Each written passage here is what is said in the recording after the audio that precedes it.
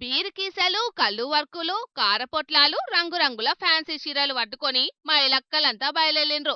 Shopping చేసిన సంబరంలా దావత్ plan చేసుకున్నారంటే కూలేని బీరును కడుపులో పోసుకున్నట్టే అయితదొల్లో. ఈ చేతులున్న సామాన్లు జయంగా అక్కలకు అరిగోస అవుతున్నదట. ఆ విజయంగా అక్కలంతా దినామ తిట్లు తినే కాడుకొచ్చిందట.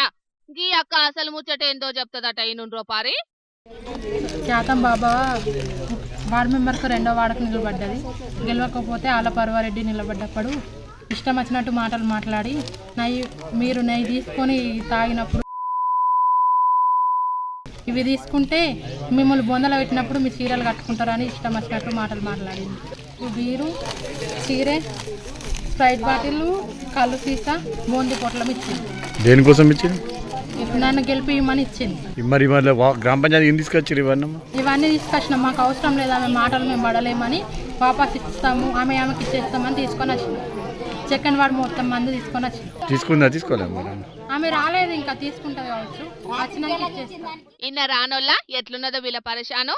కామారెడ్డి జిల్లా రామారెడ్డి మండలం ఉప్పలవాయికాడ రెండో వార్డుల వార్డు మెంబర్ కు పోటీ చేసిన బాబవ్వ అనే తామును గెలిపియలేనోళ్ళు సర్కులు ఎందుకు తీసుకున్నారని దినామిజ్జతీస్తున్నదట. తిట్టి సాపిస్తున్నదట. చెప్పుకోలేని మాటలు అంటున్నదట.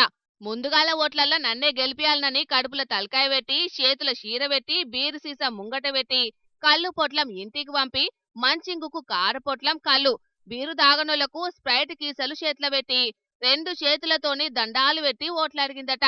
ఓట్లయినాయి, ఫలితాలు తేలినాయి. బాబవ్వ ఓడింది. మీరు ఓట్లయితే గెలిచేదానినని ఓటర్ల మీద పడ్డదిగా. ఇంటింటికి తిరిగి తిట్టి సాపిత్తాంటే భరించలేక వచ్చిన సామాన్లను కొనుక్కొని మరీ గ్రామ పంచాయతీ కాడికి పట్టుకొచ్చిండ్రు. ఆఫీసు ముంగట నిలబడి దున్యాకు తెలిసేటట్టు చేసిండ్రు. అందరం గ్రామ పంచాయతీ కాడున్నాం, వచ్చి వాపస్ తీసుకోవాలని బాబవ్వకు కబురు పంపిండ్రు.